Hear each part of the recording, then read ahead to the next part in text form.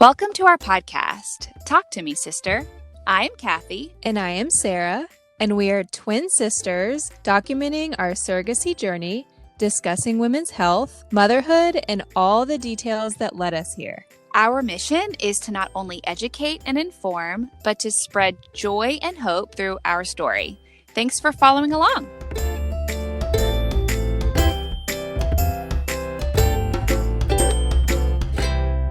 Hey, everybody.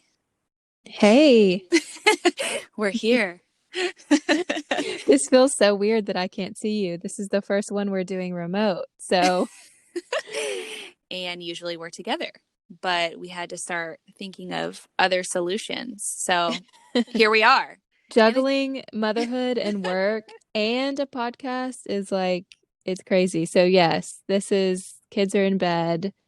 Yeah. I'm currently in my Barefoot Dreams robe with a glass of wine, and it's fun. I feel like it's kind of great. I'm going to use this excuse more. Don't bother me.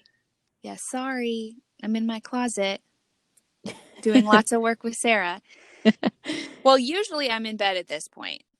Most people know that I'm an early bird, and especially during pregnancy. Yes. Oh. I'm usually in bed, and it's 8 o'clock. But I can't stay up. I feel like that. And I don't know if I'm, vicariously or by osmosis or subconsciously. That's the word. Subconsciously. All of those. Feeling all your things, your early pregnancy things, because I feel the same way. Yeah, you may be. The twin vibes. I'm like, by 7 p.m., I'm like, I got to close my eyes. Yeah.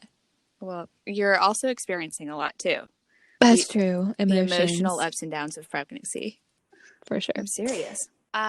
Let's talk about it. So today we are going to discuss egg retrieval and embryo creation. We are going to discuss how to prepare for these two things. Actually, when I say we, Sarah will discuss how to prepare for these things, what to expect. We are going to hear Sarah's specific experience about egg retrieval.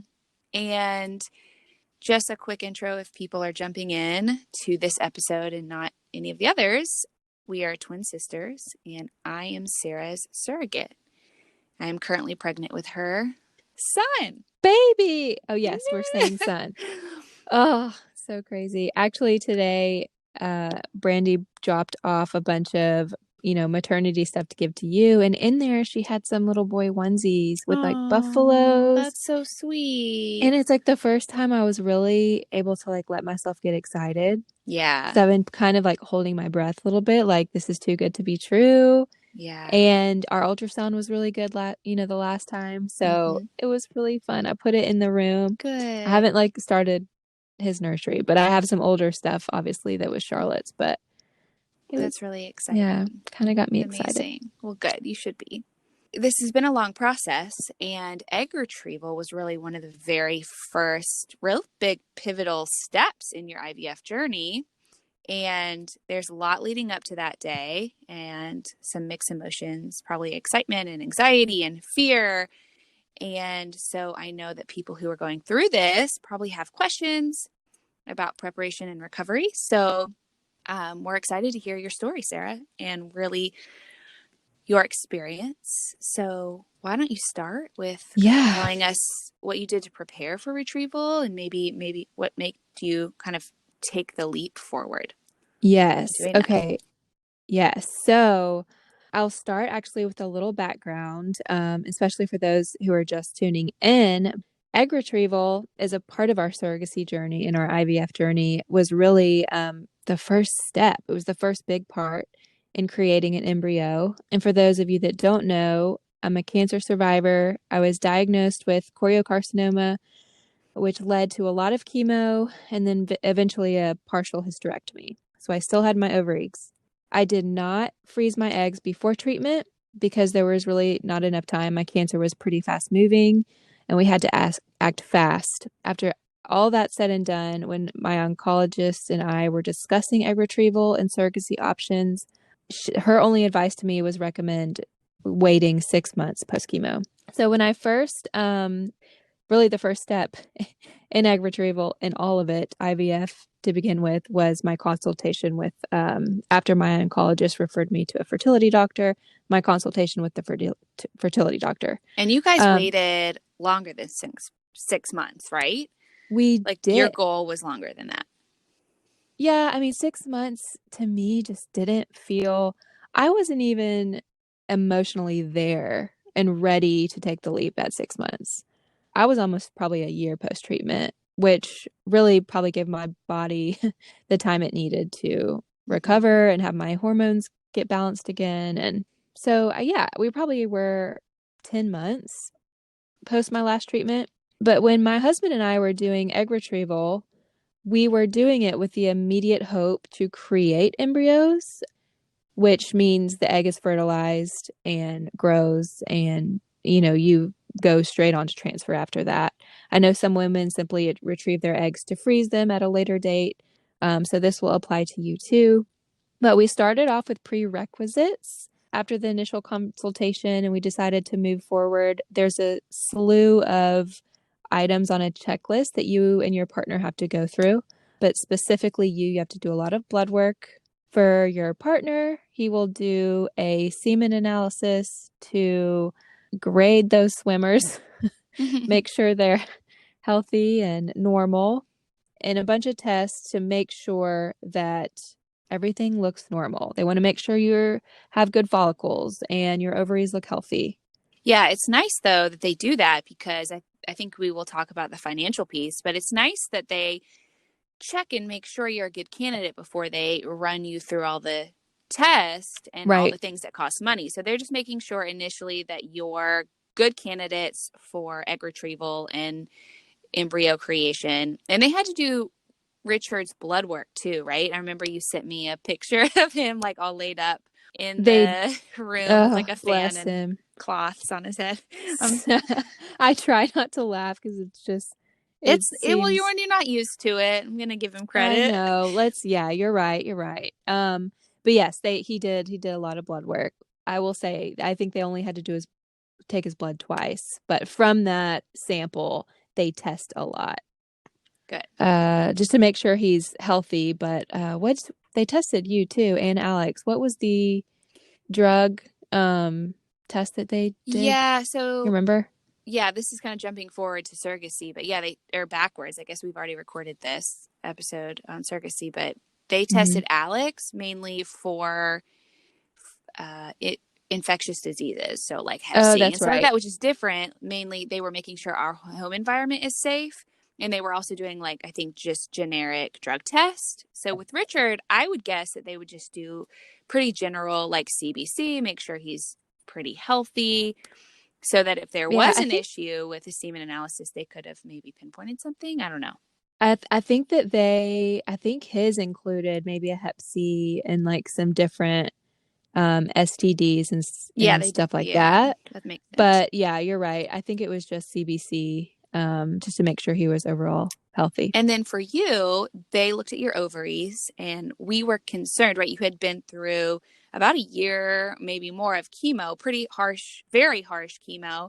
So talk to us about that. Were you surprised with what your ovaries looked like? And that was something I remember we really prepared for, that maybe you weren't going to be a candidate for IVF and surrogacy. Yes, and that was a huge fear of mine. I mean, my oncologist is amazing and she's encouraged me the whole way through, and she said, it kind of gave me the green light, but I had a lot of fears there, honestly.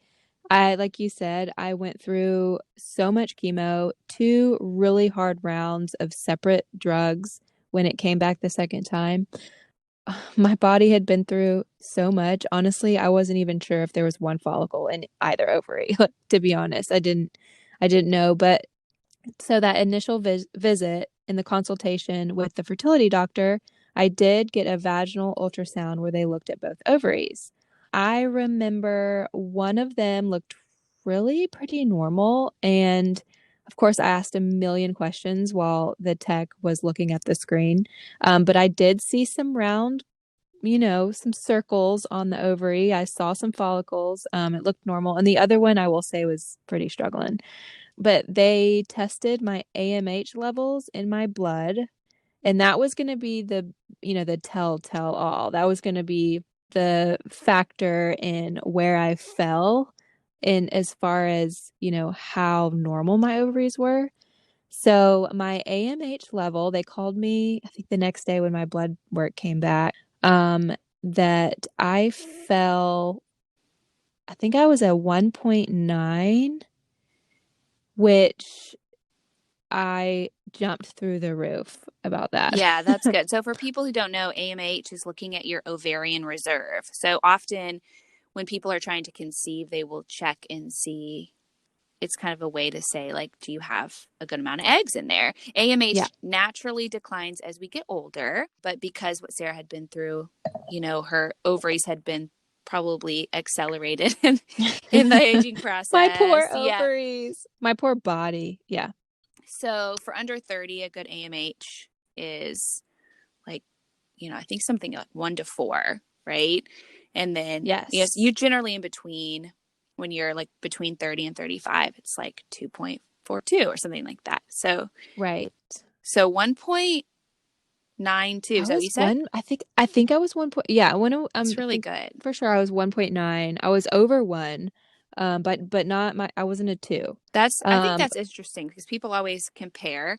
And I do Mhm. think AMH is an important thing to look at, but it's not everything. So, Yeah. and we can Well, always that's kind of improve our egg quality, even if our reserve is not the best. So, right. And that's something my nurse said that too. But honestly, I think we were all happy with that number because of, by the grace of God, I'm restored and healthy and cancer free. But they knew my body had been through a lot. So they were crossing their fingers. So I was happily surprised. That number usually falls to like a 38, 39-year-old woman. I'm 33. So I knew it was going to be, I knew it was going to be aged ovaries. But, well, people have babies all the time at that age. So, that like oh, mom. that's true. Yeah, actually, that's true. I probably shouldn't even say that because women are having babies, like healthy Well, babies, again, way until their 40s. yeah, again, it's example that this is only part of the picture. It is an important one when you're Right. screening. So, okay, so you and Richard were both screened and everything. They gave you the clear. They said, I think you're a good candidate. So, what happened Yeah.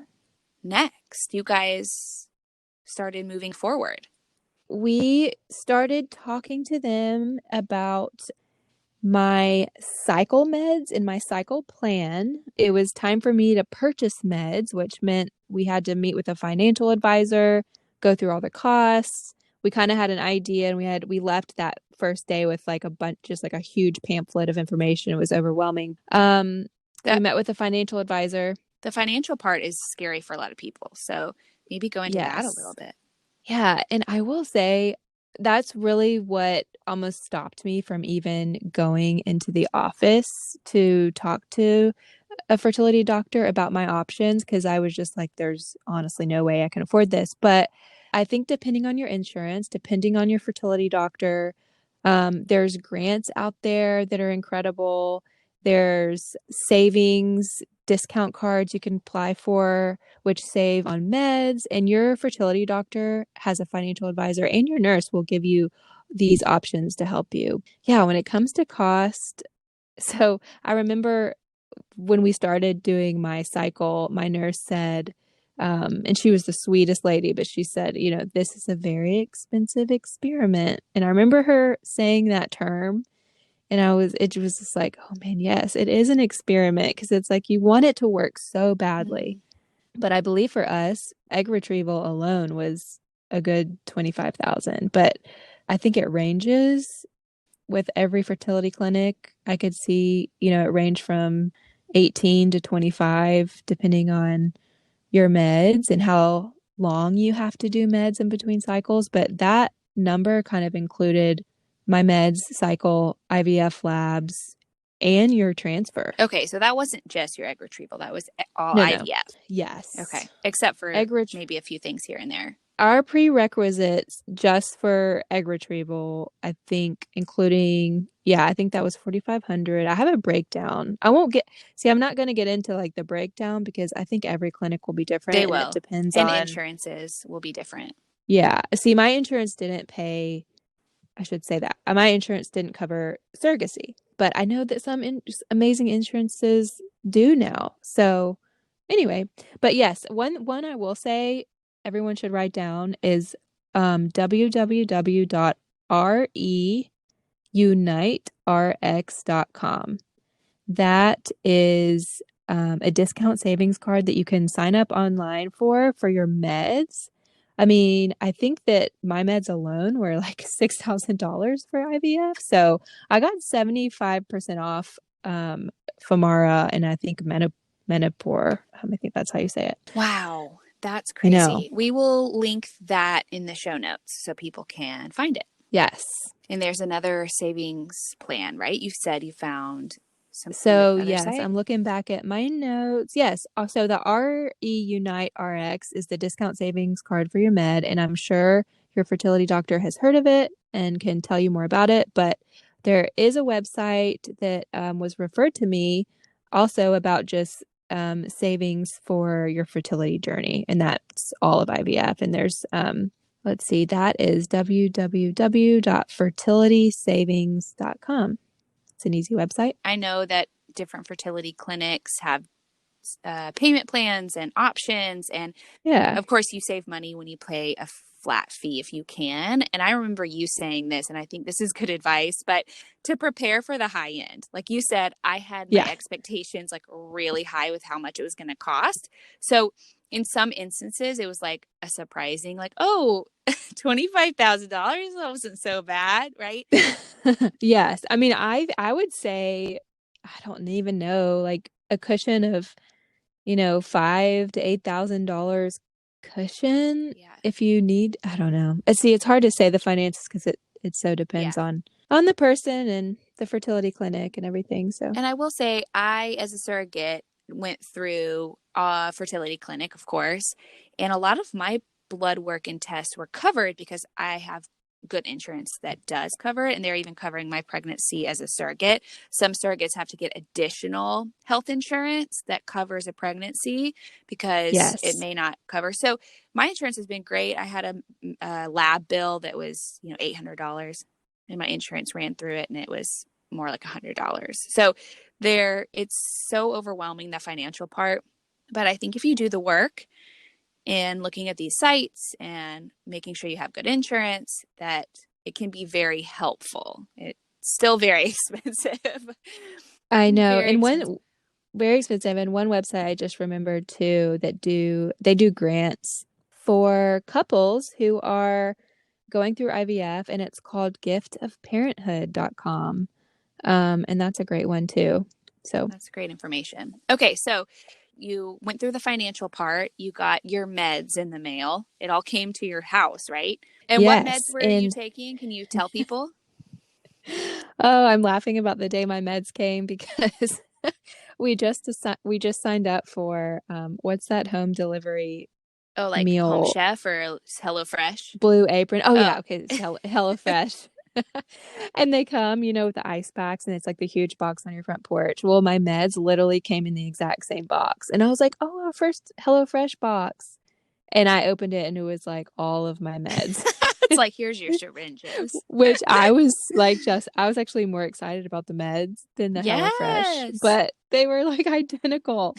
So funny.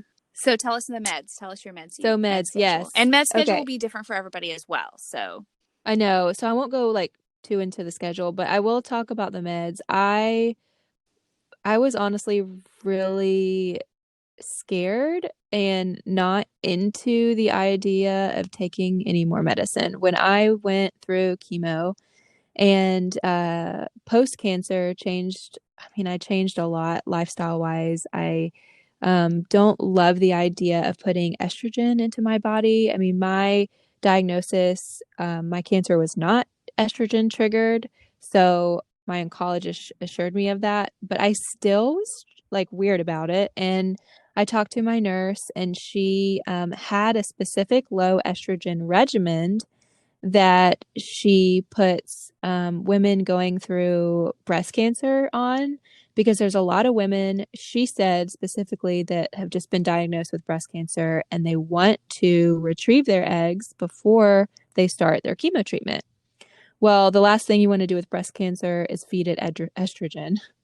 So they're on this very low estrogen regimen. So anyway, that's what I was on. And so it made me feel a little bit better about it all. I knew this was going to be a very quick cycle for me. And I was on Femara. I did, I don't know if you can, if this is how you pronounce it. If I'm sorry, I'm butchering this. Menopur. I took that for 2 nights, I believe, and then a ganirelix shot to slow my ovulation. And then the night before egg retrieval, they will schedule you to do your Ovidrel trigger. And this is your one trigger shot that will stay in your refrigerator when you first get it. So that's the fun one. That's the one that gets your ovaries all pumped up. And that's the one you did, Kathy, before. Yeah, before transfer. Yep. Yeah, and I do remember, if people are worried about all the meds and all the side effects, you had minimal side effects, right? I remember being like, whoa, Sarah, you're glowing. Like, you look, whatever you're on. I don't know. I will say, you guys gave me the biggest compliments during my cycle week. I went to dinner with Brooke Mooney that night. It was the summer. And I was just like feeling I would just look so good. My skin was glowing. I love it. But you know what? It's like every time of the month when women do ovulate is generally when their hormones are like that and when they do feel themselves, Yes. right? It's like Yes. generally that time of the month where you're like, man, I'm looking good and feeling good. And we could It's tell you like were that feeling that. weird mating ritual that like Yes. God put in us to It's like, pretty incredible. it's kind of animalistic, but I will say I loved myself on my regimen. Good. That's such good news for people. I I love that. did. So, okay. So you did all your meds, you did your Ovidrel shot, and then you went the next day for your egg retrieval. So what was it like? What can people expect? Okay, well, this day was super exciting. I knew that we are not only doing egg retrieval, but we are going to create embryos that day. So that was just blowing my mind that my future child was going to be created that day. It's wild. Science is crazy. So egg retrieval, yes, it's like normal surgery. You're going to be under anesthesia. So treat it like a normal surgery day. I mean, no eating after midnight, all those things your doctor is going to tell you. The actual procedure itself, they did it in the morning. It took about 30 minutes. I was under, so my husband had to drive me home, and they just say take the rest of the day off to rest. But you're back at it the next day. But yeah, plan to take the rest of the day off. You're going to be coming out of anesthesia and all that. But during the egg retrieval, the doctor, they use a transvaginal ultrasound probe. Fun. Isn't that sound so fun? I hate the word The probe. probe. The ultrasound gives the doctor a direct view of the ovary, and the position of the follicle. Doctors like to get at least 10 to 12 eggs per retrieval. I think 12 is the magic number, I want to say. So, yeah. And do you know like how many they got of yours? Yes, they got 5. They got 5. Yeah. Pretty So sure. 4 that, or 5. Yes, and 5. I remember that they could tell. They say, it looks like we're going to get 5 or 6. And they said, do you want to try again next month? And you said, no. You said, let's go for it. You said, this is going to be the best it's going to be, right? You Is have that such a right? good memory. I actually forgot that. I didn't want to have. Here's the thing. Like she said, it's an expensive experiment. And the nurse, I remember having a like come to Jesus conversation. I was like, is it really, if we wait one more cycle, like how much better is it really going to get me? And she was honest with me and she was like, splitting hairs at this point. So I was like, we're going for it. So I I think was this is, happy with 5. yeah, I think this is a good point though, because so many people would say, okay, let's try again next month. But this whole time, starting with egg retrieval and then many times in our IVF and surrogacy journey, we have gone with our gut initially when maybe we had other recommendations, right? And it has Right. worked. So I'm here to say go with your gut because it's often an intuition and spirit that's important to listen to. um, Exactly. Hey guys! So we love this podcast. We really hope you do too. This is a great way to share our story. And if you have a few minutes to rate us or review us, we would be so grateful. Yes, we are supported by you, our friends and our listeners. You have heard me mention my favorite high-quality vitamin company before, Seeking Health. I have been a fan for a really long time. So when they reached out, I kind of geeked out. So anytime you guys purchase your vitamins and supplements through our affiliate code, you are supporting the Talk to Me Sister podcast. All of that information is in our show notes, but Seeking Health is also offering you guys a 10% off promotion off your next order. Use the code SISTER10 to get 10% off. That's SISTER and the number 10. That's awesome. Okay, so you guys, you want quality vitamins. Remember that. Don't waste your money, whether you're buying their optimal prenatal or active folate or the probiotics. These are numero uno. They're the best. They also have a genetic test kit that you can purchase on their website and do at home. It's a saliva test. It is a roadmap for your health and guides you at what supplements are best for your specific DNA. And it can help tell you what's contributing to your chronic health conditions and tell you what to do about it.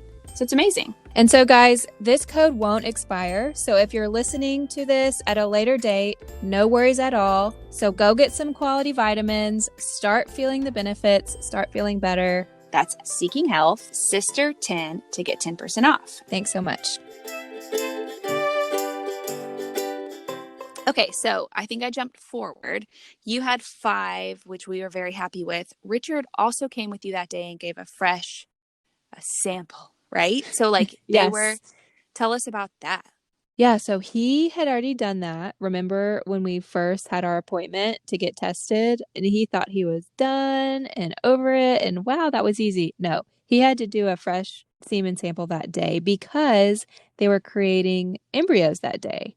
So that morning they were getting my eggs and they had to have a fresh sample from him. That's crazy. And so they make the embryos that day. How long did you find out afterwards how many had fertilized? Like you're waiting and just like waiting by the phone, right?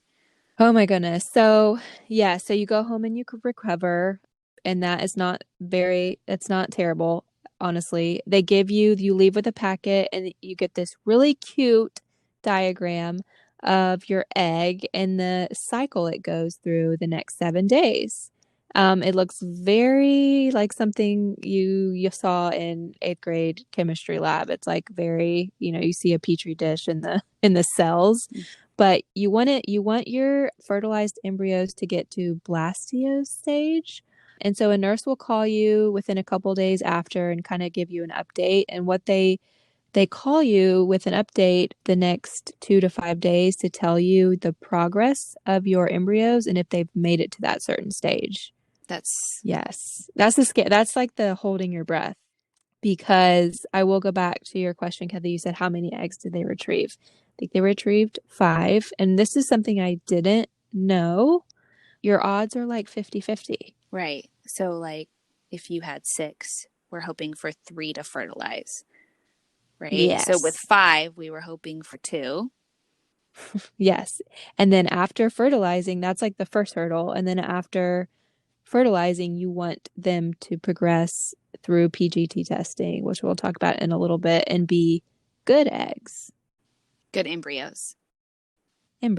Sorry. Yes, my good mistake. embryos. So good embryos. Right. So there's lots of hurdles after you get your eggs and then fertilize the embryos. Wow. And so tell us what happened to yours.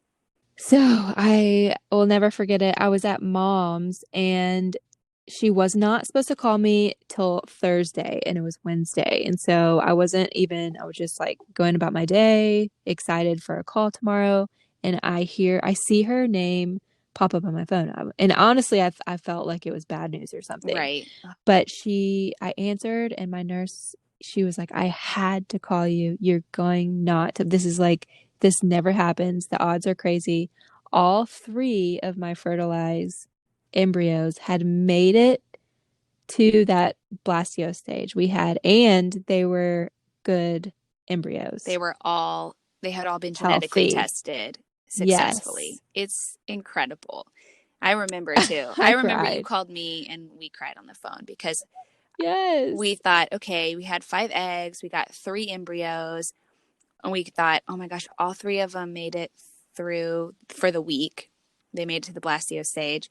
And then you called and said, you won't even believe it, but all 3 made it. All three. All And my nurse 3. was like, this is crazy.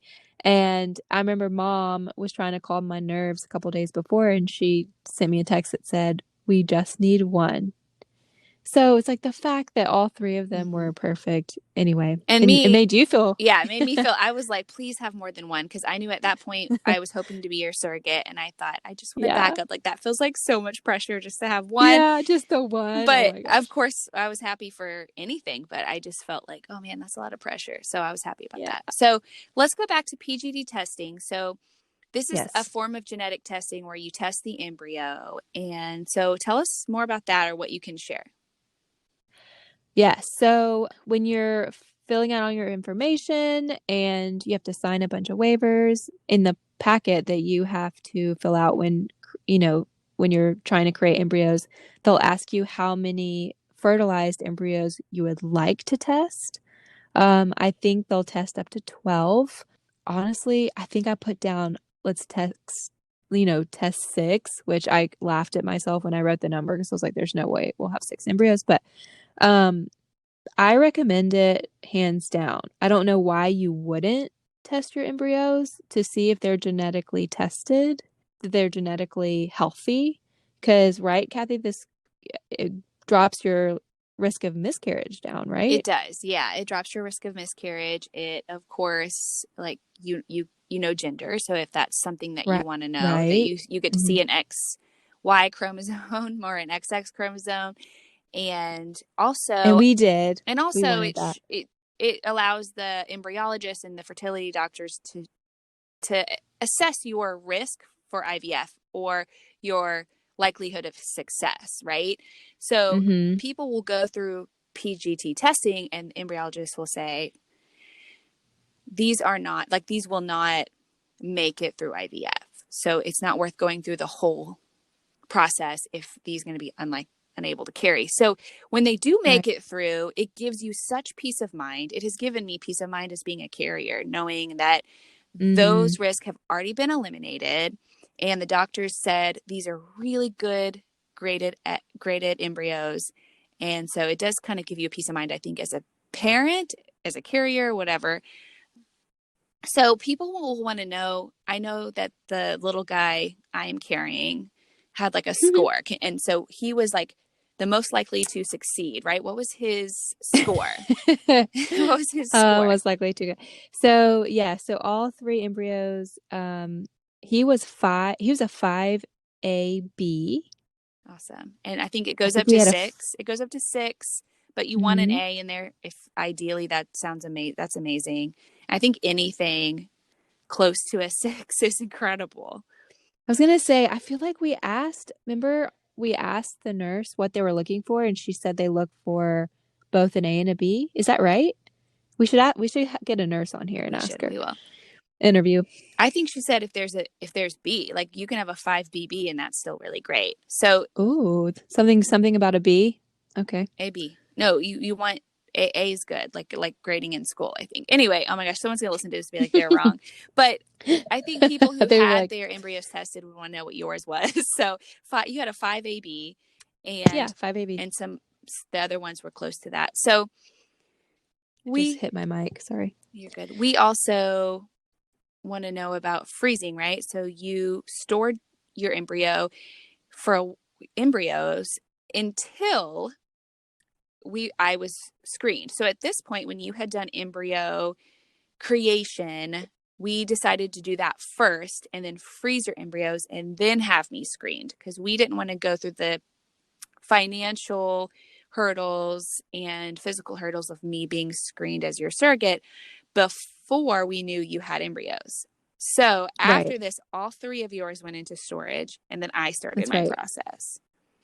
Right. And I had no idea how long that was going to take. I didn't know if you were going to back out at the last second. I didn't know if they were going to say something psychologically wrong with her. We can't use her. No, I'm just kidding. Um, They're like, she I just didn't know crazy. if she No, I cray. mean, I honestly Um, was praying. I was like, God, if I'm not supposed to do this, can I just fail my like physical or psych exams? Because I'm going to need like a closed door because I was excited. I know you were like I all was in. You were like, ready. let's do it. And I prayed for that the whole way. We prayed for closed doors the whole way because it sounds like pessimistic to pray for that, but we did. So I didn't know how long that was going to take, but it gave me peace of mind that our sweet little embryo babes were stored safely. They were at our fertility clinic. They don't ship them, sounds awful, ship them to storage until you release them. But our doctors knew that we were on the search for a surrogate. And so they figured it would happen sooner than later. It's not like we were going to wait 5 years. But Interesting.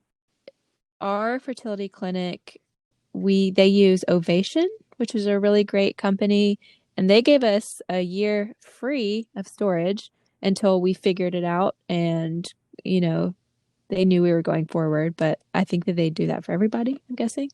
And then we'll do, if we choose to keep the other two healthy embryos frozen, then we can release them to be, I think there's a facility in Texas that stores frozen embryos. And we have, this sounds crazy, but we would have like a payment plan and pay a small amount a month to keep them in Well, storage that makes if we sense. want if we want to do this again. I know it's strange. Richard's like, do we discard them? I know. What do There's what do people options. Well, people do? can adopt them. It's called a snowflake adoption. So instead of adopting That's really it sweet. is, Didn't know that. instead of adopting, a child that has already been born, you Mm. adopt an embryo and you carry the embryo. So people who often can't create their own embryos. So for example, they've gone through and their embryos didn't test well, or they Oh, I had poor see. egg quality, or there's so many reasons that Hmm. people could not make their own embryos, but they can adopt them. Oh, I do want to say this really quick because some people listening might be going the maybe egg donor route, which we didn't talk about. But I do want to say that I looked into it as a backup plan before we did egg retrieval because yes, I had eggs, but I wasn't sure if they were going to be good ones. And I wasn't even sure if they were going to be able to be healthy embryos.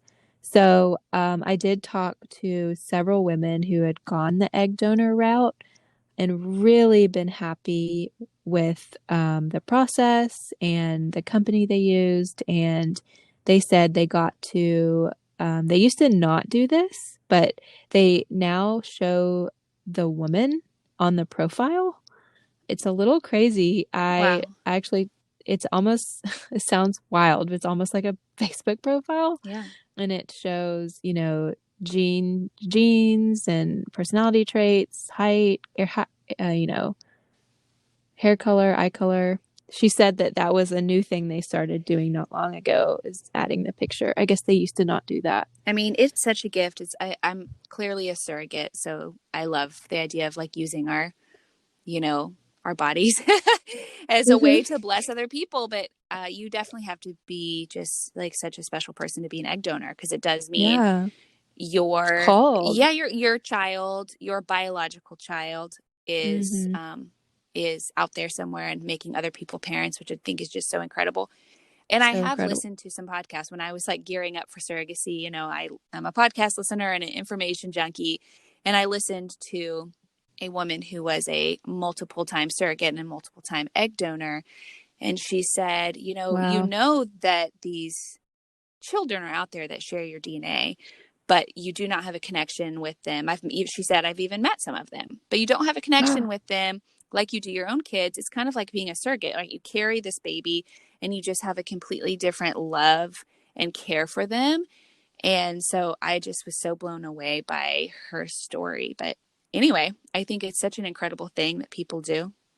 It's really so incredible. And for somebody who is in a position where they can't carry their own pregnancy going forward, or, they might be needing to look into egg donor, an egg donor. It's fascinating and so, I mean, it so blesses somebody else in a family that's struggling. So, I mean, they're like, yeah, heroes. Yeah. So, #heroes.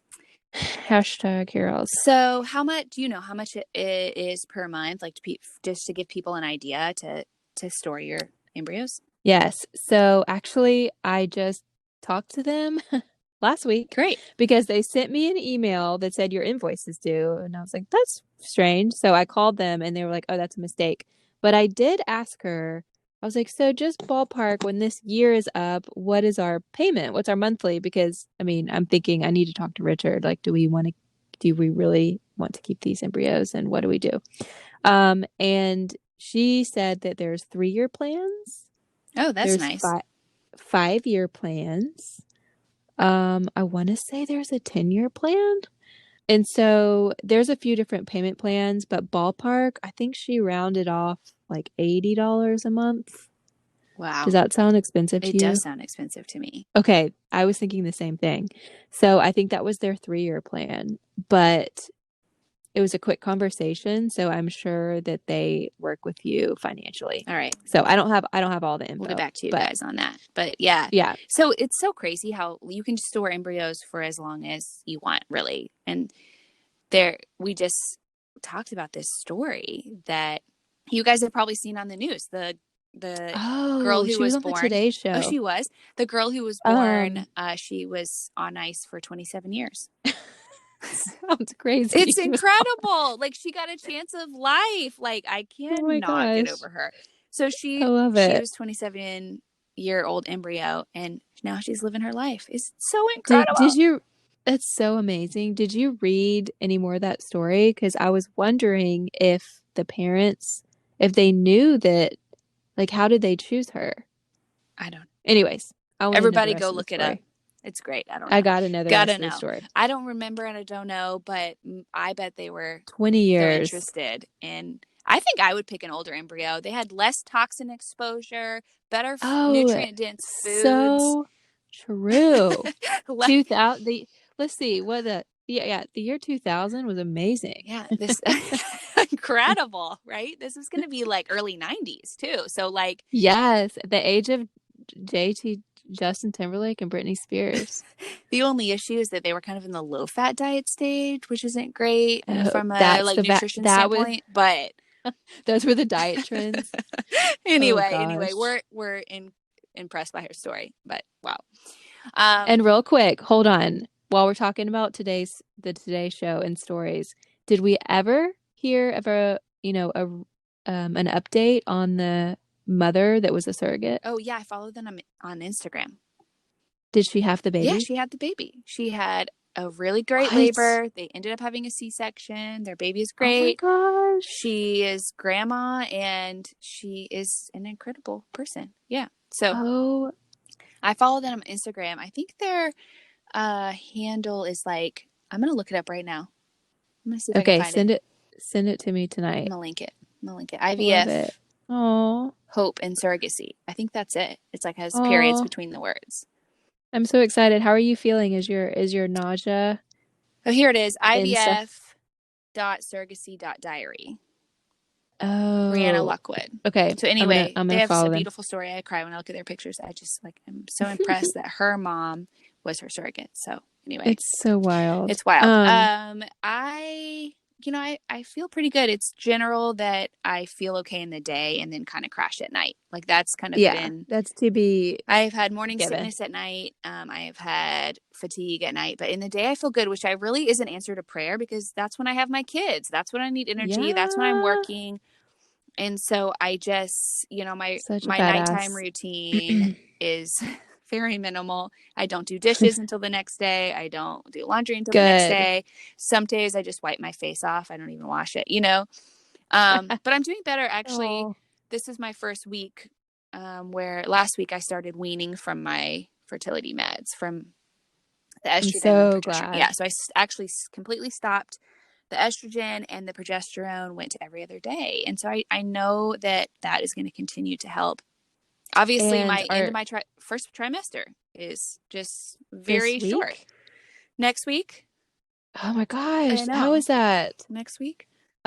Speaking of your meds and everything, I'm excited because our next episode is all about IVF and your natural cycle and your meds and our transfer. Yeah, it's going to be a lot. We may have to do it in 2 separate segments because I know it's a we lot. probably will. But we will talk a lot about our IVF journey. And I'm going to get podcasty for a second, and I'm going to say subscribe and like and share if you guys have enjoyed our conversation. You're so podcasty. And also people can email us too if we're talking about things that we didn't, topics and questions we didn't cover. Yes. What's our email address? We will link everything in show notes, but it's talktomesister, 2 is the number, talktomesister@gmail.com. Yes. And before we end this episode, because we're wrapping up, but I just want to say that if you're listening, if you have fertility struggles, if you are a cancer survivor or a cancer patient going through treatment, or just a woman that's struggling with infertility, know that you're not alone. There are options. There are women out there to help you, and we're all in this together. So I hope that you feel encouraged by that and our story.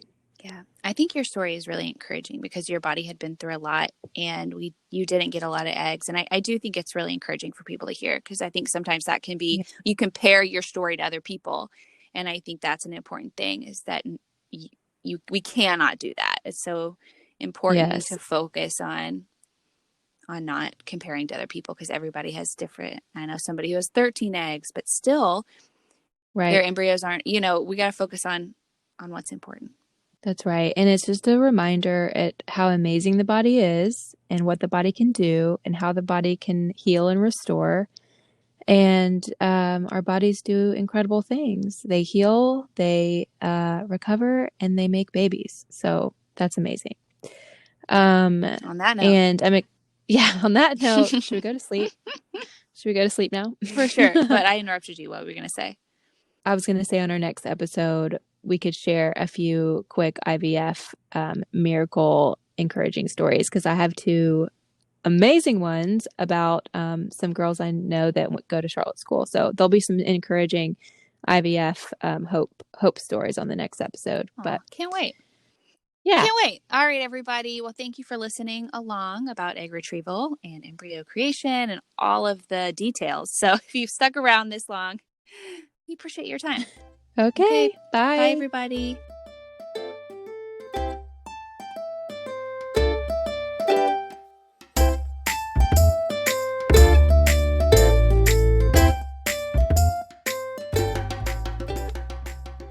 This podcast is brought to you by Anchor. This is the platform that we use to record and produce our podcast. Guys, we are not tech savvy. I was so overwhelmed thinking about how to start a podcast, but we knew that it was the best and easiest way for us to share our story. And Anchor has been so easy to use and really intuitive for anyone, no matter how comfortable you are with podcasting or technology. They simplify it for you. So you can record your episodes, add music, activate sponsorship, and distribute your podcast to Apple, Spotify, and all other listening platforms, all through Anchor. So download the Anchor app for free or visit anchor.fm to get started. That's ANCHOR.FM to get started. Have fun.